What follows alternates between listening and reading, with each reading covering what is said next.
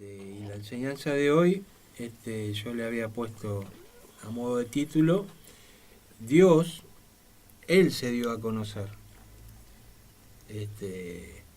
Y esta enseñanza está básicamente dedicada a todas aquellas personas que tienen problemas con la Biblia, porque ¿se entiende la Biblia?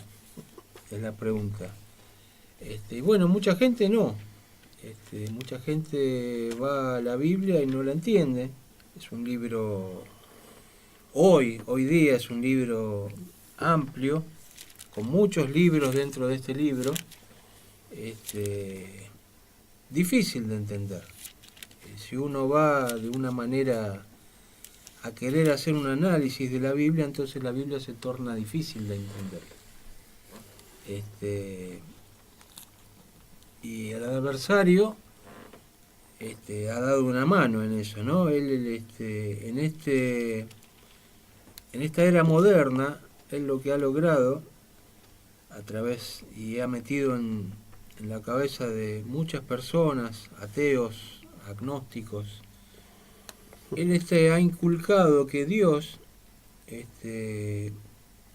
se va desgastando a través de que, a partir de que la ciencia empieza a descubrir cosas nuevas, ¿no? Entonces, él ha metido esa idea de que uno, el creyente, le adjudica a Dios ciertas cualidades que cuando la ciencia descubre eso que está analizando, ya pasa a ser parte de la ciencia y no parte de Dios. O sea, Dios ya no es el causante de esas cosas que la ciencia descubre. Entonces, esto lo ha metido el adversario en el mundo, y es lo que se llama religiones paganas, o lo que antiguamente eran religiones paganas.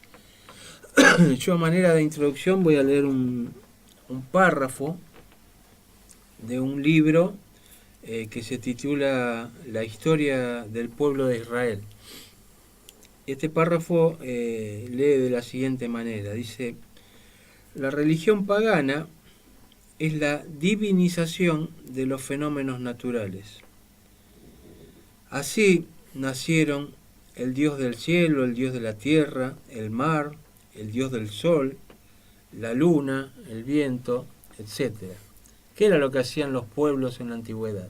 Bueno, claro, no entendían lo que era el cielo, lo que era la tierra, lo que era el mar, y lo divinizaban, esos fenómenos naturales. Eso sí es lo que se llama la religión pagana. Sigue diciendo este párrafo: los paganos, al observar fenómenos tales como el relámpago y el trueno, el amanecer y la puesta del sol, concibieron relatos sobre la vida de esas divinidades, dando nacimiento a la mitología. El culto pagano es fundamentalmente mágico. El hombre da algo a Dios, enaltece su poderío y cumple con sus deseos, esperando a cambio la retribución del favor divino y su correspondiente protección especial. Eso era lo que hacían estos paganos, ¿no? Ahora el adversario lo que trató de hacer es meter a nuestro Dios dentro de esos dioses paganos, ¿no? Entonces, un ateo te dice, claro, sí, lo que no se entiende hoy se lo adjudica a Dios, pero el día que se entienda o se dé la explicación científica, ya tu Dios no va a ser necesario, te dice un ateo. Bueno, el Dios vivo y verdadero, el Dios y Padre de nuestro Señor Jesucristo, Él trató inmediatamente de acabar con esto en su relación con Israel. Dios es anterior a todo, dice, y gobierna todo. Dios se manifiesta a Israel como atemporal y sin caracteres sexuales. Todo cuanto existe fue creado por Él, por su voluntad, por su palabra. Dios habló y fue así. Dios, el Padre del Señor Jesucristo, Jehová, Yahvé, Él se dio a conocer. Él no es la divinización de ningún fenómeno natural. Él es Dios, Él es todopoderoso, es atemporal y existió siempre, y Él se dio a conocer. En Deuteronomio, vamos a leer en el versículo 6, en el capítulo 6, perdón, versículo 4.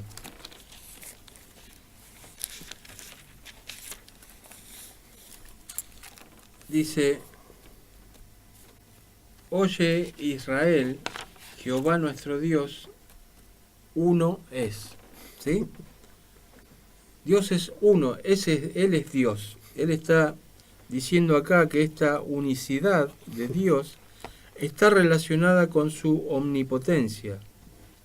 Uno acá es entendido como único, no como que es uno y no, a veces se relaciona con, para querer desterrar la Trinidad, dice, usa este argumento que el cual no lo es. Dice que Jehová uno es nuestro Dios, le dice a Israel, tu Dios soy yo, Jehová, uno, el único Dios, no hay otro Dios. Dios es un Dios que lo conocemos hoy porque a Él le pareció bien manifestarse. No, gracias a Dios, ¿no? Que le pareció manifestarse. En Efesios, por ejemplo, dice, si lo quieren leer, en Efesios capítulo 1,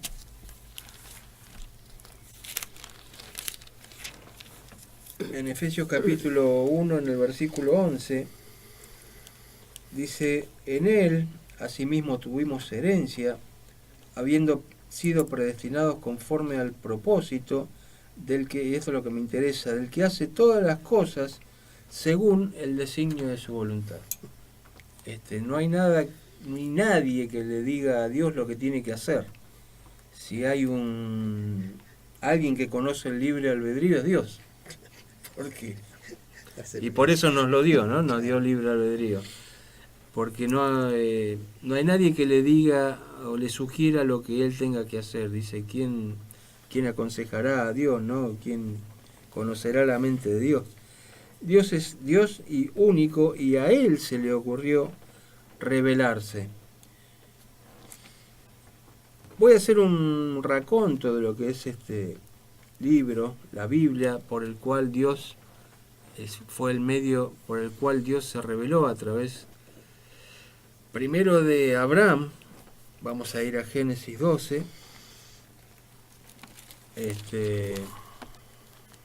La Biblia arranca, por supuesto, ¿no es cierto?, diciendo que Dios fue el Dios creador de los cielos y la tierra, y cuenta Génesis de todo el relato de la creación de la tierra, del hombre, de Adán,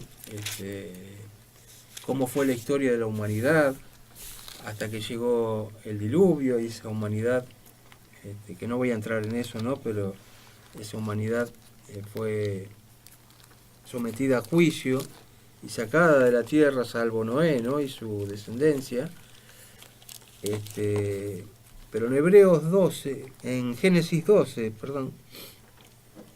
lo que hace Dios es sacar a Abraham de toda esa religión pagana que divinizaba los fenómenos naturales y tenía una idolatría. Lo primero que hace Dios es sacar a su hombre, el que va a ser el padre de los creyentes, de toda esa idolatría. En Génesis 12, en el versículo 1, dice: pero Jehová había dicho a Abraham, vete de tu tierra y de tu parentela y de la casa de tu padre a la tierra que te mostraré. Y haré de ti una nación grande, y te bendeciré y engrandeceré tu nombre, y serás bendición. Bendeciré a los que te bendijeren, y a los que te maldijeren maldeciré. Y serán benditas en ti todas las familias de la tierra. ¿Sí? Lo primero que hace Dios con Abraham es sacarlo de esa tierra. Él estaba en Canaán. Él lo sacó de esa tierra y de su parentela. ¿Por qué? Porque eran todos idólatras. Todos pensaban que los fenómenos naturales, cada cual tenía su Dios. Y así estaba el dios del relámpago, el dios del trueno. Y estaba todo influenciado, toda la tierra influenciada por ese tipo de idolatría. Entonces, él lo saca y le dice, mira Abraham, Dios soy yo, tu Dios soy yo. ¿Qué hace con Abraham? Bueno, a él le hace la promesa de que su descendencia va a ser muy grande. ¿Cuál va a ser la descendencia de Abraham? Bueno, por el lado de Isaac, que fue el hijo de la promesa, va a ser Israel, y por el lado de Ismael va a venir todo lo que hoy conocemos como en Islam. Si vamos a Génesis 15, yo voy a hacer todo un raconto de aquel que no entiende la Biblia, más o menos cómo esto, de qué se trata la Biblia. Génesis 15, versículo 13, le dice, ten por cierto que su descendencia, dice, morará en tierra ajena y será esclava allí y será oprimida 400 años. Mas también a la nación a la cual servirán juzgaré yo, y después de esto saldrán con gran riqueza. Y tú vendrás a tus padres en paz y serás sepultado en buena vejez. Le dice Dios a Abraham. Ya le está avisando que el pueblo o la nación que naciera de él, que va a ser Israel, va a estar cautiva en Egipto, que después nosotros lo aprendemos, ¿no? Es aquel lector que quiere seguir indagando qué pasa con Israel, se da cuenta que, bueno, fue cautiva por Egipto y estuvo 400 años esclava de Egipto, y luego, dice el pueblo de Israel, es liberado por Dios a través de Moisés, que solo uno lo puede leer en Éxodo 12. ¿A qué voy yo con todo esto? Aquel lector que recién comienza a leer la Biblia, yo le estoy comentando que hasta Génesis 12, Dios habla de la historia de la humanidad. Después de Génesis 12, empieza a hablar de la historia del pueblo de Israel.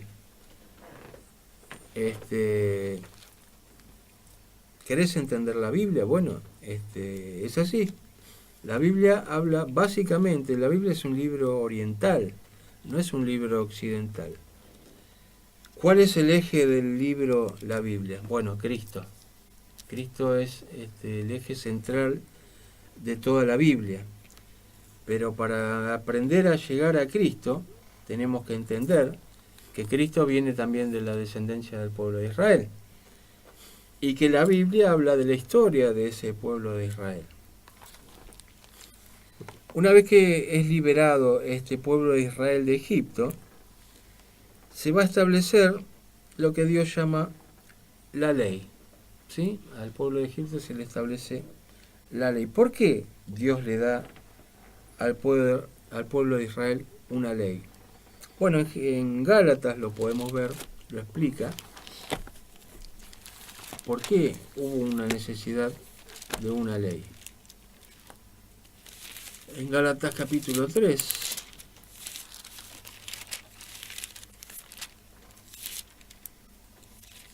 en el versículo 19, vamos a comenzar. Entonces el que va a leer esto ya entiende por lo menos para quién era la ley. Dice, entonces, dice en el 19, ¿para qué sirve la ley? Bueno, fue añadida a causa de las transgresiones, hasta que viniese la simiente a quien fue hecha la promesa y fue ordenada por medio de ángeles en manos de un mediador. Y el mediador no lo es de uno solo, pero Dios es uno. Luego la ley es contraria a las promesas de Dios en ninguna manera, porque si la ley dada pudiera vivificar, la justicia fuera verdaderamente por la ley. Mas la Escritura lo encerró todo bajo pecado para que la promesa, que es por la fe en Jesucristo, fuese dada a los creyentes. Pero antes que viniese la fe, estábamos confinados bajo la ley, encerrados para aquella fe que iba a ser revelada. De manera que la ley ha sido nuestro ayo, dice, para llevarnos a Cristo, y este para llevarnos no está en el original, sino que dice nuestro ayo hasta Cristo, a fin de que fuésemos justificados por la fe. Pero venida la fe, ya no estamos bajo ayo, pues todos sois hijos de Dios por la fe en Cristo Jesús. Porque todos los que habéis sido bautizados en Cristo, de Cristo estáis revestidos. Ya no hay judío ni griego, no hay esclavo ni libre, no hay varón ni mujer, porque todos vosotros sois uno en Cristo Jesús. Y si vosotros sois de Cristo, ciertamente linaje de Abraham sois, y herederos según la promesa. ¿Ven? Entonces uno lee esto y lo entiende. Ahora bien, ¿uno qué puede sacar de esto? Bueno, podemos sacar que, por ejemplo, no todo lo que está escrito de Gálatas es una epístola dirigida a la iglesia, pero no todo lo que está escrito en la epístola dirigida a la iglesia está dirigida a nosotros que venimos por el lado de los gentiles al cuerpo de Cristo. Hubo dos ramas que formaron el cuerpo de Cristo, los judíos y los gentiles. Fueron hechos copartícipes de esta promesa. ¿Por qué digo esto? Dice acá, pero antes que viniese la fe, estábamos confinados bajo la ley, encerrados para aquella fe que iba a ser revelada en el 23. De manera que la ley ha sido nuestro ayo para llevarnos o hasta Cristo. La pregunta es, ¿la ley ha sido nuestro ayo? ¿Nuestro? No. No. Ha sido el ayo de los judíos. Exacto. Nuestro ayo no. Esto no está dirigido a nosotros que venimos por el lado de los gentiles. Si la ley fue un preceptor de Israel para llevarlos a Cristo. No nuestro, porque nosotros estamos de Cristo hacia adelante. No tuvimos ningún ayo nosotros. Lo que sí nosotros estábamos ajenos a las promesas y muertos en delitos y pecados, sin Dios y sin esperanza en el mundo. Eso nos toca a nosotros. Nosotros estábamos allá. No había chance. Exacto. Israel sí tuvo un ayo, un preceptor para llevarlo a Cristo. En Romanos 10:4 vamos a ver esto. Romanos capítulo 10. Entonces uno lee las epístolas a la iglesia, pero parte de lo que está escrito en las epístolas no nos toca a nosotros. Nosotros no tuvimos nunca ningún ayo, porque somos luego de Cristo. En Romanos 10, en el versículo 4, dice, porque el fin de la ley es Cristo para justicia a todo aquel que cree. Muy bien. El fin, acá, la palabra fin, tiene dos sentidos. Uno es propósito y otro es fin, finalizar, finalización. Ambos sentidos están acá metidos porque dice, porque el fin de la ley es Cristo. El propósito de la ley para Israel era llevarlos, como leíamos hace un ratito, llevarlos hacia Cristo, y una vez que vino Cristo, se produjo el fin de la ley, la finalización. Yo lo comparo, por ejemplo, con cuando se juega la Copa del Mundo. ¿Cuál es el propósito de la Copa del Mundo? Ganarla. Bien. Cuando se juega y alguien la gana, ¿qué pasa? Finaliza. Finalizó. Llegó al fin. Ya se llegó. El propósito fue ganarla, alguien la ganó y se terminó la Copa. Y al fin la ganó. Exacto. Terminó la Copa del Mundo. Bueno, esto es igual. El propósito de la ley era llevarlos a Cristo. Era que no se escapen, porque los judíos tendían a usar del libertinaje, de la libertad. Bueno, esa libertad no la tenían ellos, estaban bajo preceptos y ordenanzas, hasta que Cristo los hizo verdaderamente libres. ¿Ven? Hasta que llegaron ahí. por supuesto el judío que creyó en Cristo, ¿no? El que lo rechazó, no le toca esa parte. Bien. Dice, porque de la justicia que es por la ley, Moisés escribe así, en el 5, estoy en el 10:5. Dice, el hombre que haga estas cosas vivirá por ellas. Y en el 6 dice, pero la justicia que es por la fe, dice así, y me voy al 9, que si confesares con tu boca que Jesús es el Señor, y creyeres en tu corazón que Dios le levantó de los muertos, serás salvo. ¿Por qué? Porque con el corazón se cree para justicia, pero que con la boca se confiesa para salvación.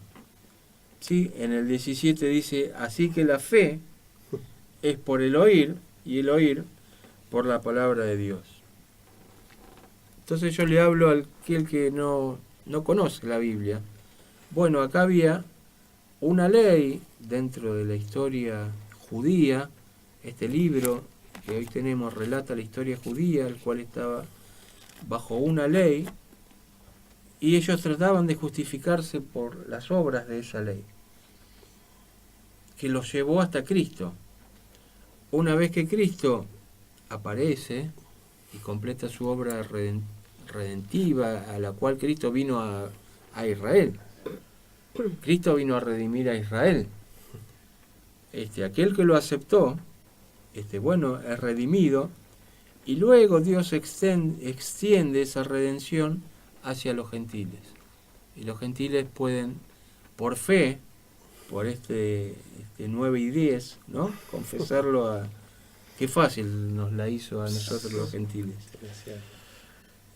Por confesarlo a Jesús como Señor y creer que Dios lo levantó de los muertos, entonces ya uno obtiene la justicia de Dios y obtiene la salvación. Nos la hizo muy fácil. Y bueno, y de ambos pueblos dice que Dios de ambos pueblos hizo uno, clavando en la cruz las ordenanzas que nos eran contrarias. Por eso dice, no hay diferencia, acá en el 12 dice, no hay diferencia entre judío y griego, pues el mismo que es Señor de todo es rico para con todos los que le invocan. Ya no importa si es judío, o si es griego, o si es argentino. Claro. No hay diferencia. Exacto. Bueno, ¿qué pasa cuando uno hace esto, ¿no? De confesar Romanos 10:9. Bueno, uno dice, recibimos las arras del Espíritu y pertenecemos al cuerpo de Cristo. Vaya posición, ¿no? De como estábamos, de estar muertos en delitos y pecados, a recibir las arras del Espíritu, el adelanto de aquel reino por venir. Nos dio un adelanto y nos hizo parte, miembros del cuerpo de Cristo. En Romanos 7, acá un poquitito más atrás, Romanos 7, Pablo hablándoles a esta parte del cuerpo que venía del lado de Israel, a ellos les habla, dice, así también vosotros, hermanos míos, habéis muerto a la ley mediante el cuerpo de Cristo, para que seáis de otro, del que resucitó de los muertos, a fin de que llevemos fruto para Dios. Porque mientras estábamos en la carne, las pasiones pecaminosas que eran por la ley, obraban en nuestros miembros, llevando fruto para muerte. Pero ahora estamos libres de la ley, por haber muerto para aquella en que estábamos sujetos. De modo que sirvamos bajo el régimen nuevo del Espíritu y no bajo el régimen viejo de la letra. ¿Sí? El cristiano hoy día que renace está muerto a esa ley. Ya esa ley no lo toca. Nosotros no pasamos nunca por la ley. Fuimos directamente de estar muertos en delitos y pecados al cuerpo de Cristo y se nos dio las arras del Espíritu. Así, directo. Esa es la gracia, por eso estamos en la época de la gracia, en la administración de la cual fue la gracia. No haber tenido un ayo, no haber tenido un preceptor, sino que directamente fuimos por gracia y creyendo en el Señor Jesucristo, fuimos metidos en el cuerpo de Cristo. El cristiano proveniente de los gentiles nunca estuvo bajo ese ayo de la ley. ¿Por qué querer implantarla hoy entonces la ley, no? Querer volver, como hacían los Gálatas, a la ley. Porque todavía hay gente que quiere implantar la ley, quiere meter la ley a martillazos, y la ley no va hoy con el cristiano, porque el cristiano está muerto en la ley. Ahora hay otro inconveniente más. ¿Qué pasa? Vienen los evangelios. Vienen los queridos evangelios, claro. Ahora hay algo sorprendente con estos evangelios. Dios es tan sorprendente. ¿Cuál es el propósito de los evangelios? Si uno se pone a estudiar, los evangelios fueron revelados durante la gracia. Claro. Fueron revelados en el año 60. Claro. Entonces, ¿me toca a mí los evangelios? ¿No me toca a mí? ¿Por qué fueron revelados en la gracia? Bueno, vamos a, por favor, a comenzar en Hebreos. ¿Por qué Dios reveló los evangelios? Si ya estábamos bien con la ley, pasábamos la gracia. Ya estoy justificado. Claro, si estaba tan fácil. Confesé. ¿Y ahora? ¿Qué hago? Bueno, explíquemelo. Vamos a tratar de hacerlo. Hebreos, capítulo 1. Claro, entonces dice la gente, no, la Biblia no. ¿Qué está pasando? Mucho lío.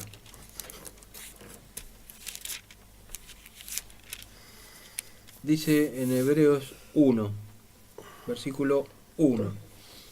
Dice, Dios, habiendo hablado muchas veces y de muchas maneras en otro tiempo a los padres por los profetas, en estos postreros días nos ha hablado por el Hijo, ¿sí? A quien constituyó heredero de todo y por quien asimismo hizo el universo, el cual, siendo el resplandor de su gloria y la imagen misma de su sustancia, y quien sustenta todas las cosas con la palabra de su poder, habiendo efectuado la purificación de nuestros pecados por medio de sí mismo, se sentó a la diestra de la majestad en las alturas, que es donde hoy está, ¿no? Hecho tanto superior a los ángeles, cuanto heredó más excelente nombre que ellos. Y ese nombre se nos dio a nosotros hoy día para que nosotros tengamos ese nombre como representación. Ahora bien, ¿lo que hizo Dios? Dios habló, mientras vamos a Juan, Evangelio de Juan. Dios habló a Israel por medio de los padres y los profetas, y dice acá en Hebreos que les habló a través de su Hijo. ¿Qué es lo que hizo Jesucristo? ¿Por qué están los evangelios? Jesucristo vino a dar a conocer a Dios, vino a hablar acerca de Dios, y les decía que el reino de los cielos se había acercado, porque Él, el Rey, el Hijo, el unigénito del Padre, estaba sobre la tierra. Entonces, ya no sabía más qué hacer, cómo darse a conocer Dios. Mandó a su Hijo. Por eso está la parábola de esa que mandaba a los siervos, y hasta que manda al Hijo, y bueno, ni siquiera el Hijo fue aceptado, fue rechazado.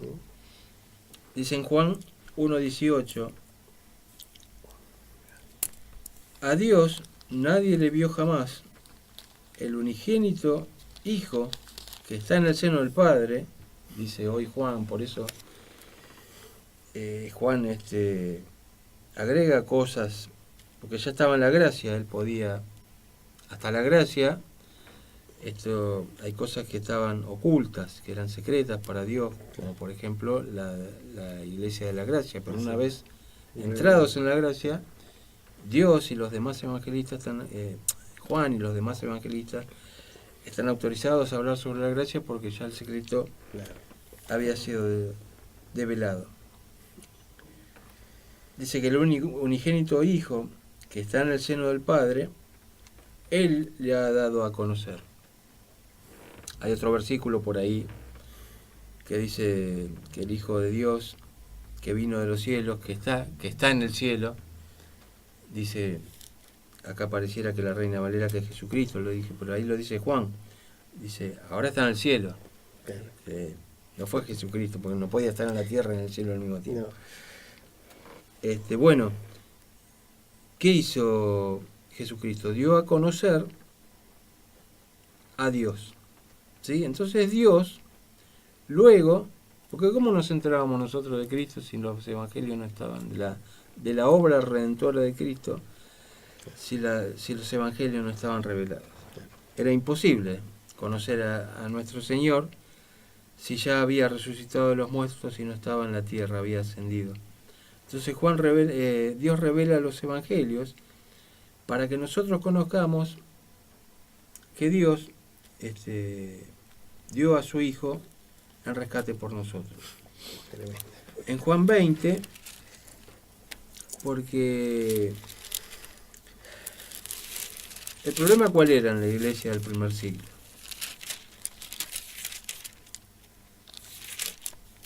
El problema en la iglesia del primer siglo era si Jesús era el Cristo.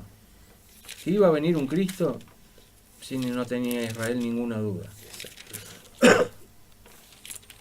Que ese Cristo había ya estado en la tierra, esa era la duda. ¿Fue Jesús? ¿No fue Jesús? Todo ese tema fue una discusión en Israel durante los primeros años. Entonces dice en Juan 20, versículo 30, hizo además Jesús, muchas otras señales en presencia de sus discípulos, las cuales no están escritas en este libro. Pero estas se han escrito para que creáis que Jesús es el Cristo. El Hijo de Dios. ¿Entienden? El Hijo de Dios. Y para que creyendo tengáis vida en su nombre. Este es el propósito de los evangelios. ¿Por qué fueron escritos durante la gracia, una vez que Cristo no estaba? Bueno, este es el propósito. Para que crean que Jesús, no otro, sino Jesús, es el Cristo, el Hijo de Dios, y para que creyendo tengáis vida en su nombre. Acomodando todas estas cosas, Israel, la fe que viene por la justicia, por la gracia, la justicia de Dios que viene por la fe en Jesucristo, mostrando a los evangelios, el propósito de los evangelios que fueron dar a conocer a su Hijo, dar a conocer su obra, su estancia en la tierra, nada menos que, claro, ¿cómo no iba a estar revelada la estancia del Hijo de Dios en la tierra? Tenía que estar revelada, tenía que estar contada, si no, ¿cómo nos enteramos nosotros? Entonces, se torna un poco más entendible la Biblia cuando uno conoce estos puntos que después los va uniendo y se va formando todo un panorama de lo que es la Biblia. Ahora, lo que yo quiero mostrar es algo fundamental para aquel que quiere entender la Biblia. Y eso lo encontré yo en Salmos 119.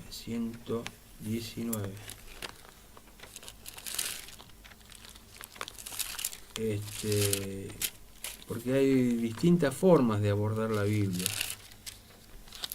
Hay formas que van los estudiosos, ¿no? a querer estudiar el griego, el arameo, la figura, el elipsis, ver.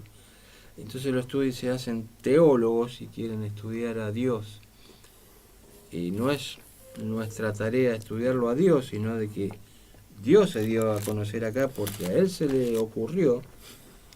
Y lo que nosotros tenemos que aprender es a conocerlo, que es lo que él dio a conocer. En el 130, dice en el Salmo 119, 130, dice, la exposición de tus palabras alumbra, dice, hace entender a los simples. ¿Ven? Para entender a Dios hay que ser simple, humilde, porque la exposición de tus palabras alumbra. Entonces, ¿cómo va a ser un libro inentendible la Biblia? Si la palabra dice que sus palabras alumbran.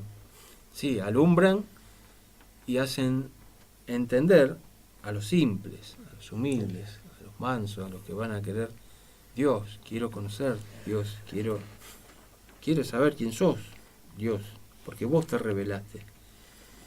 Nadie lo hizo por él. Unos ejemplos de esto está, por ejemplo, y ya voy a terminar con estos dos ejemplos, están en Hechos, que bien podría haberse llamado ejemplos. Hechos. Claro. Ejemplos. Ejemplos. Hechos 16.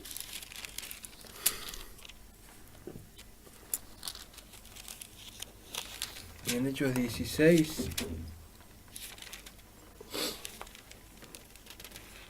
en el versículo 11, comenzamos, dice, zarpando pues de Troa vinimos con mucho rumbo directo a Samotracia y el día siguiente a Neápolis y de allí a Filipos, que es la primera ciudad de la provincia de Macedonia, y una colonia, y estuvimos en aquella ciudad algunos días.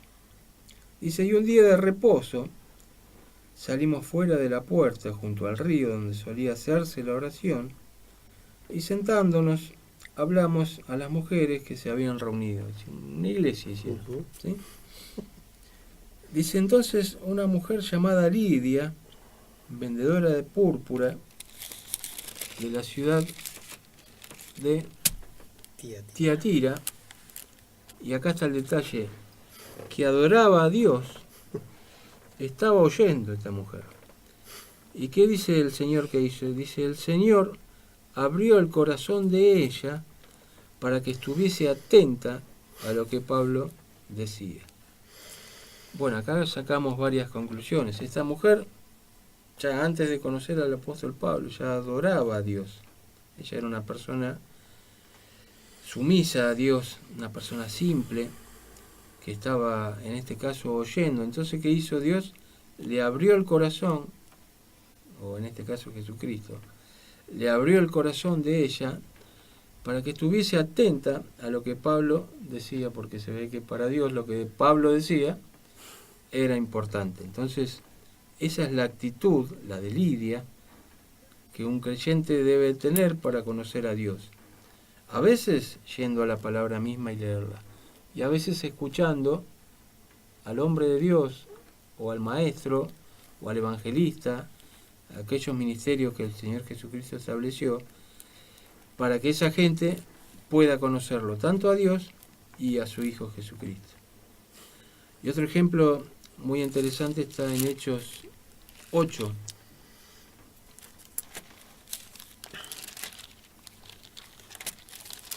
Hechos 8, en el versículo 26, que es el conocido caso de Felipe y el etíope.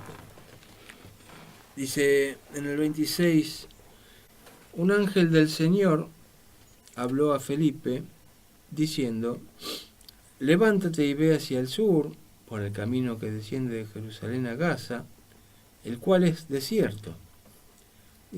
Entonces él se levantó y fue. Y sucedió que un etíope, eunuco, funcionario de Candace, reina de los etíopes, el cual estaba sobre todos sus tesoros, y había venido a Jerusalén, dice, ¿para qué? Adorar. Para adorar. ¿Ven? ¿Se acuerdan? Lidia adoraba a Dios, y este hombre fue a Jerusalén para adorar a Dios. Bueno, volvía sentado en su carro, dice el 28, y leyendo al profeta Isaías. Y el Espíritu dijo a Felipe: acércate y júntate a ese carro. Acudiendo Felipe, le oyó que leía al profeta Isaías y dijo: ¿pero entiendes lo que lees? Él dijo: ¿y cómo podré si alguno no me enseñare? Y rogó a Felipe que subiere y se sentara, que se subiese y se sentara con él. O sea, el problema no radica en no entender. El problema radica en ser humilde y decir que cuando uno no entiende, decir, bueno, no entiendo. ¿Hay alguien que me lo explique? No hay un problema en no entender la Biblia. Pero si uno va con un corazón simple y Dios te va a mandar a alguien, si no es que directamente Él o el Señor Jesucristo te abre el entendimiento, te va a mandar a alguien que te lo abra o que te enseñe lo que vos no entendés. Alguien te va a mandar. Porque este etíope había ido a Jerusalén y si uno lee un poquitito más atrás, por ejemplo, creo que está acá, sí, en el 8.1, cuando Saulo perseguía a la iglesia, dice: y Saulo consentía en su muerte, la de Esteban viene hablando, ¿no? En aquel día hubo una gran persecución contra la iglesia que estaba, ¿dónde? En Jerusalén estaba la iglesia. Hubo una gran persecución.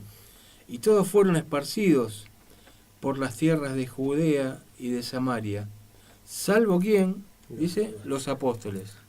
Todos fueron esparcidos, salvo los apóstoles. O sea que los únicos que estaban en Jerusalén eran los apóstoles. Pero este etíope, cuando fue a Jerusalén a adorar, no se conectó con los apóstoles, ¿sí? Claro. Que estaban en Jerusalén. Sí, sí. Entonces Dios le mandó a Felipe cuando se estaba volviendo Exacto. en el carro. No se quedó sin No se quedó sin palabras, exacto. Tremendo las cosas que se... Seguimos leyendo acá en el 31, él dijo: ¿y cómo podré si alguno no me enseñare? Y rogó a Felipe que subiese y se sentara con él. El pasaje de la escritura que leía era este: como oveja a la muerte fue llevado, y como cordero mudo delante del que lo trasquila. Así no abrió su boca. En su humillación no se le hizo justicia, mas su generación, ¿quién la contará? Porque fue quitada de la tierra su vida. Respondiendo el eunuco, dijo a Felipe: te ruego que me digas, ¿de quién dice el profeta esto? ¿De sí mismo o de algún otro? Claro, hoy nosotros, cancheros, porque somos cancheros, Claro, nosotros hoy no, sabemos no te das cuenta que de estaba quién. hablando de Cristo. Entonces, claro, le tendría que haber dicho: Franco, no te digas que está hablando de Jesús acá. Dice, entonces Felipe, abriendo su boca y comenzando desde esta escritura, que hizo simple, le anunció el Evangelio de Jesús. Le empezó a hablar de Cristo. Hizo que el eunuco oyera y recibiera aquella fe que es por justicia, ¿sí? La fe viene por el oír, y el oír por la palabra de Dios, que es la palabra acerca de Cristo. Bueno, esto es lo que hizo Felipe. Empezó a hablarle acerca de Jesús desde esta escritura. No se remontó a Génesis ni a Éxodo, el día que Moisés Resulta que en el principio creó Dios, bla, bla, no. bla. A partir de esta escritura le anunció a Cristo, que esa es nuestra función, anunciar a Cristo. A aquella persona que con un corazón simple y manso quiere conocer a Dios y quiere conocer a Cristo. Esa es nuestra función, comunicarnos con esa gente, y porque uno tiene años en esto y conoce tal vez un poquitito más, ese poquitito más usarlo para que el otro, el no salvo, el creyente que no conoce, conozca, renazca del Espíritu de Dios, y después sí, a partir de ahí empezar a mostrarle las perlas y las joyas y las piedras preciosas que tiene la palabra de Dios. Pero como primera instancia, lo que uno tiene que hacer es decirle a la gente: mira, la Biblia no es difícil, habla de Cristo. Si vos sos simple, bueno, mira, a partir de acá te muestro, bla, bla, bla, bla, los evangelios. Y lo que uno tiene que llevar a la persona es al nuevo nacimiento. Así es. Así que, bueno. Veo que adorar a Dios es indispensable, pero evidentemente no alcanza, porque le fue abierto el corazón a Lidia, que adoraba ya a Dios, claro, pero necesitaba entender más de la palabra de Dios. Exactamente, sí. Porque si no te quedás en la mitad del camino adorando. Le faltaba a Cristo. Exactamente. Bueno, entonces tenías que escuchar, Claro. Sí, por eso podía haber dicho, bueno, no, pero yo adoro a Dios. Claro, No importa, todo también. lo que me digan, no importa, pues yo ya lo adoro a Dios. No, adorarlo a Dios, pero tenés que escuchar también cuando... Hoy Dios quiere... Exactamente, tiene siempre que decir Dios. Quería mostrar como último versículo, uno en Corintios 1:9, porque Dios nos llama a esto.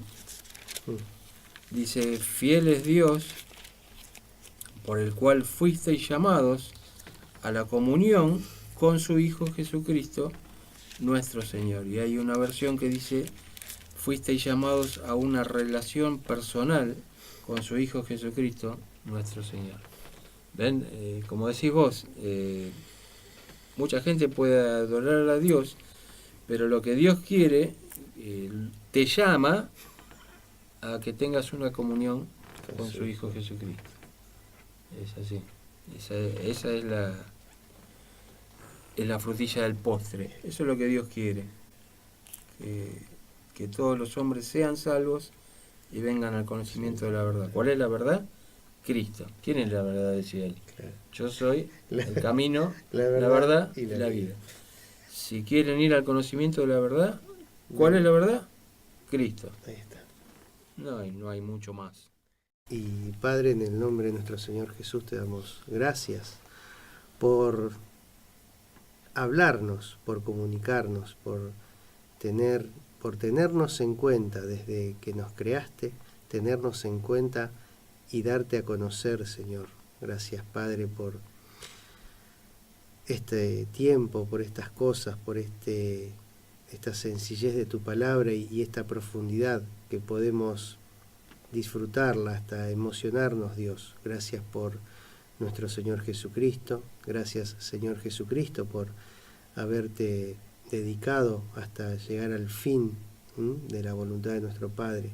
Gracias por este tiempo, por este día, por esta esperanza del retorno del Señor Jesucristo. Gracias porque podemos hilar todas estas cosas y cada vez más gozarnos en la esperanza del retorno del Señor. Gracias porque nos has llamado a que anunciemos estas cosas, a que a través nuestro sea anunciado esto que va a suceder, que es el reino venidero y el nombre del Señor. Gracias por estas cosas, por bendecir nuestros corazones y los corazones de cada uno de aquellos que con humildad quieren conocer más de tu palabra. En el nombre de Jesucristo. Amén.